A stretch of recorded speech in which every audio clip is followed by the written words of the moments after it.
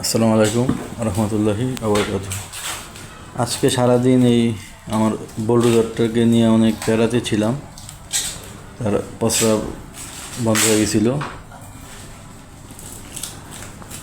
এখন প্রস্রাব যে বন্ধ হয়ে যাবে এটা আমার তো সবসময় আমি ডক্টরদের সাথেই থাকি। তো ডক্টররা আমার বারবার সতর্ক করছে যে ভেড়াকে আপনি খাওয়াবেন না, শুকনা দানাদার খাওয়াবেন না, পানিতে ভিজা তারপরে খাওয়াবেন। তা আমি মনে মনে বুঝেছি যে 52 দিন হয়ে গেছে, অভ্যাস করে লাইছি মনে হয়। কিন্তু না, অভ্যাস করাইছি ঠিকই, কিন্তু এটার ইম্প্যাক্টটা পড়ে আছে। তারপরে যখন দুপুরবেলা আসছি, দুপুরে না সকাল 11টা একবার দেখতে আসছিলাম, তখন দেখি যে 2-1 ফোঁটা করে প্রস্রাব করে। বুঝি নাই, ভাবছি যে এমনি 2-1 ফোঁটা করে। তো আবার যখন বিকেলবেলা আসলাম তখন দেখি যে একই অবস্থা। তারপরে ডক্টরকে ফোন দিলাম। ডক্টর বলতেছে যে গরম পানি ছেঁকা দেন আর বেকিং সোডা 1 চামচ আর চিনি 1 চামচ মিশিয়ে 250 ml খাওয়াই দেন, তাহলে একটু প্রস্রাবের একটা ব্যাগ আসবে। ব্যাগ আসলে পাথর যেটি হোক আটকে গেলে আবার বের হয়ে যাবে। আর যদি তা না হয়, ওই ডাক্তার আবার আমার ভয় দিয়েছে যে তাহলে ডক্টর ডেকে আনতে হইব। মানুষের যেরকম যে ক্যাথলিক দিয়া যে প্রস্রাব বের করে, ওরা নাকি এরকম করতে হইব, এরকম ভয়টি দেখে। তারপরে আরও বড় একটা ফোন দিলাম। আসলে কি, বাংলাদেশে কিন্তু হিউম্যান ডাক্তার থেকে পশু পাখির ডাক্তারগুলো খুব ভালো, আল্লাহর রহমতে। যেমন আমাদের অনেকে জানে না যে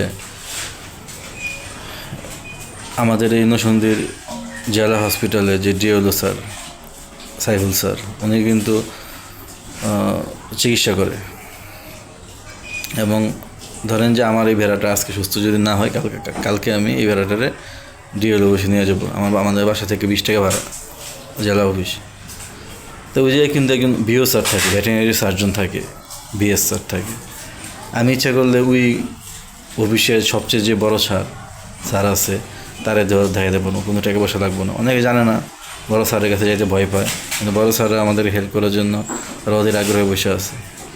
ঠিক আছে, তারপর দেখা যাবে স্যারের 3 তলা থেকে নেমে আসবো আমার এই ছাগলেরকে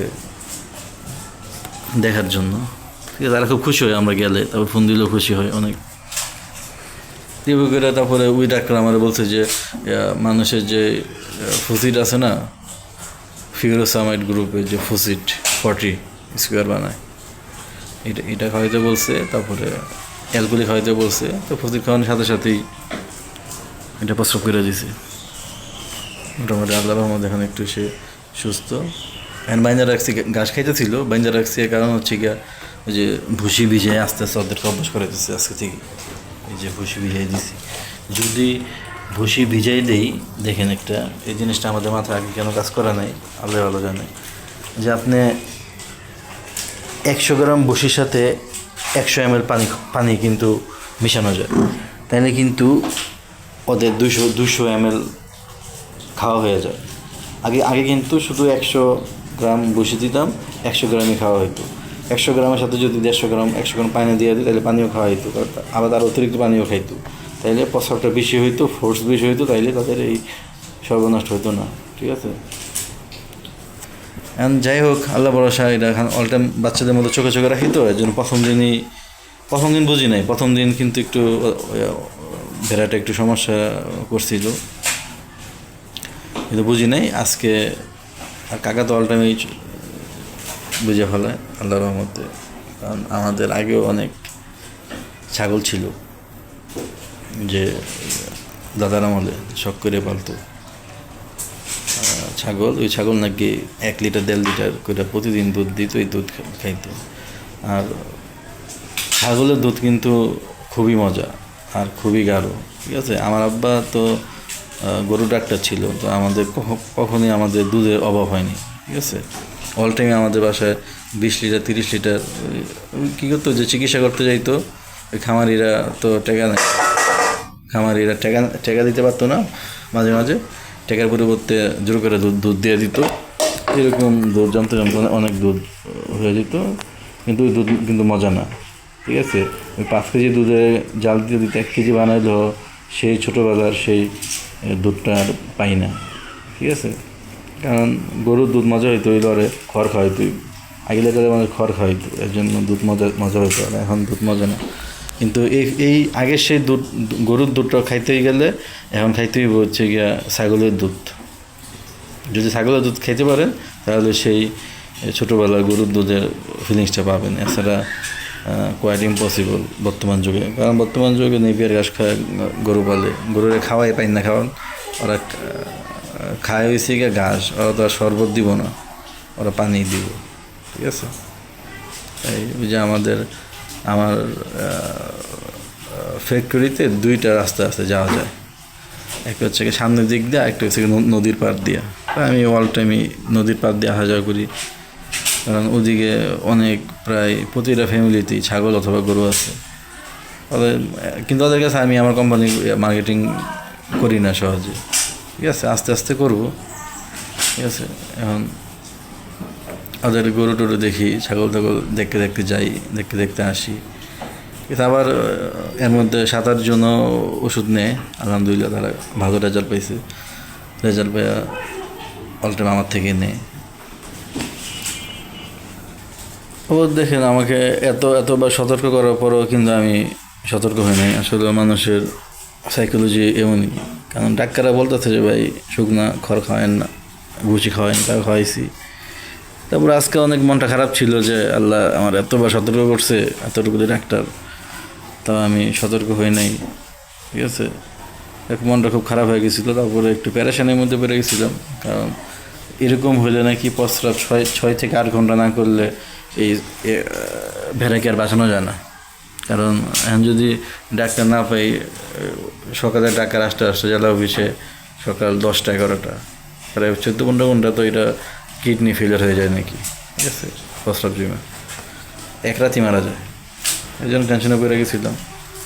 তারপর আবার যখন একটু প্রস্রাব করছে, প্রচুর প্রস্রাব করছে প্রস্তুত খাওয়ানোর পরে, যে সারাদিন ওই প্রস্রাব করতেছে।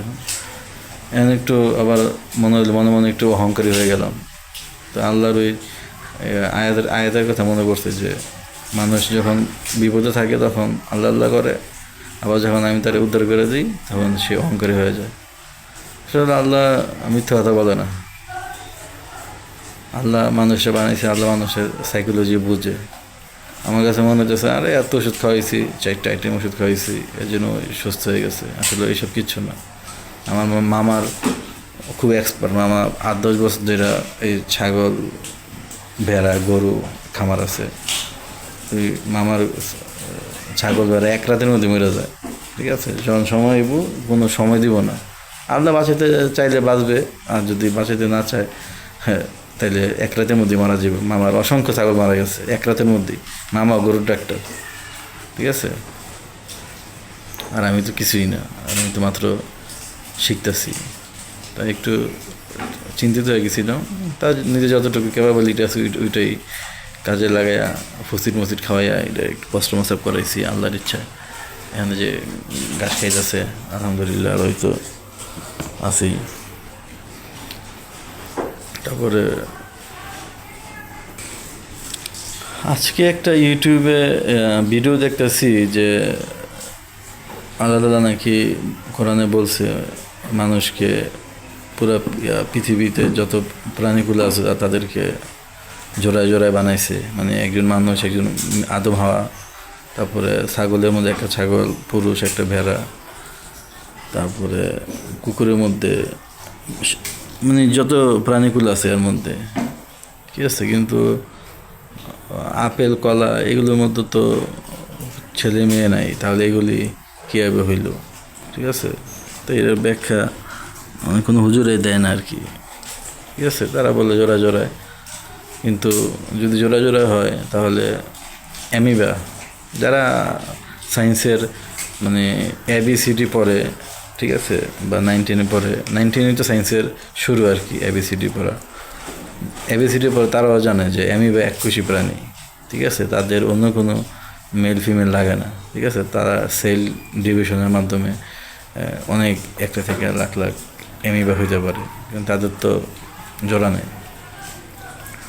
তাহলে আল্লাহ কি বুঝাইতে চাইছে? ঠিক আছে, এখন আল্লাহ কোরআন শরীফ যখন নাজিল করছে তখন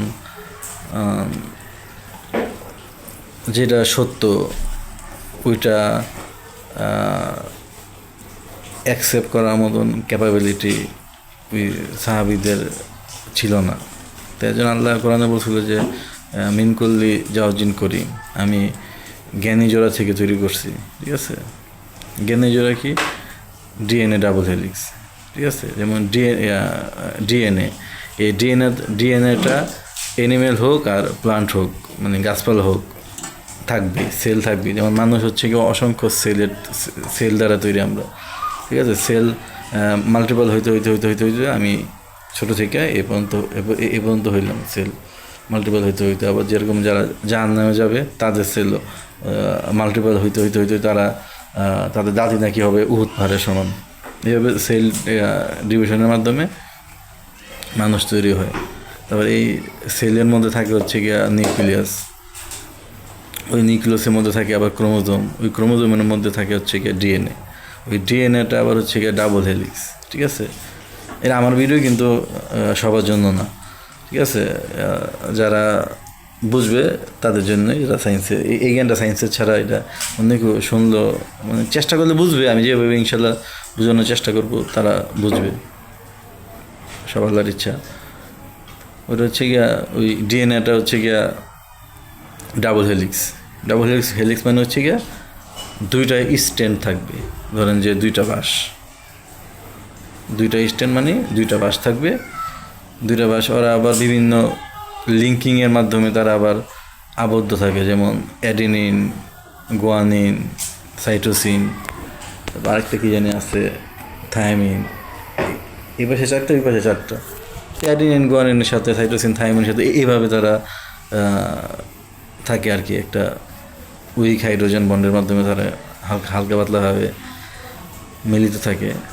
আল্লাহ তাআলা এটার কথা বলছে বেসিক্যালি, কিন্তু আমাদের হুজুরা তো এটা বোঝার কথাও না আর বুঝবেও না, কারণ অ্যামিবা তো এককোষী প্রাণী, অ্যামিবার তো আর জোড়া নাই, কিন্তু ওইটাও তো বাচ্চা কাচ্চা হইতেছে। এই ডিএনএটা কিন্তু হচ্ছে আবার 6 ফিট লম্বা। এই ডিএনএ হচ্ছে গিয়া একটা জেনোম অফ এক্সপ্রেশন। এটা হচ্ছে গিয়া কোর, কম্পিউটারের মধ্যে কোড থাকে না 10, এটার মধ্যে এরকম কোডিং সিস্টেম আছে। একই সেল উদ্ভিদেরটা যেরকম, অ্যানিমেলেরটা ঠিক সেরকমই। যেমন বটগাছের বিচি, এটার মধ্যে কোডিং করে আছে যে এই বিচি থেকে এটা বিশাল বড় বটগাছ হইব। ঠিক আছে, আবার ভেড়ার সেল থেকে ওই এটাই প্রোগ্রাম করা আছে, এটা পেটের মধ্যে হইব, বাচ্চা বড় হইতে থাকবে, বড় হইতে বাচ্চা হইব।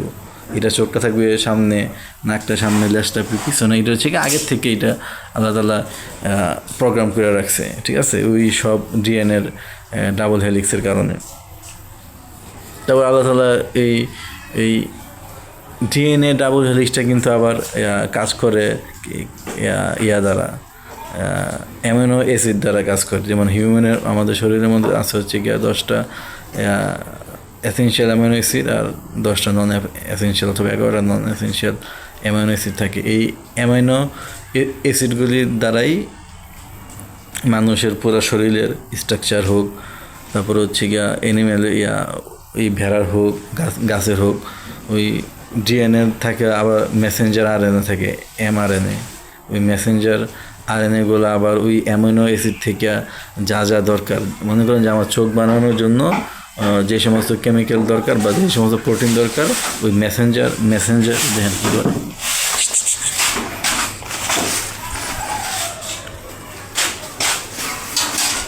ওই মেসেঞ্জার আরএনএ নিয়ে চোখের জায়গায় চোখ বসাইব, প্রোটিন বসাবো, দাঁতের জায়গায় দাঁত, হাতের জায়গায় হাত, পেটের জায়গায় পেট, পায়ের জায়গায় পা, পশমের জায়গায় পশম, তারপরে কপালের জায়গায় কপাল, এরকম তারা নিয়ে বসায়। এইভাবে আমাদের পুরো শরীরের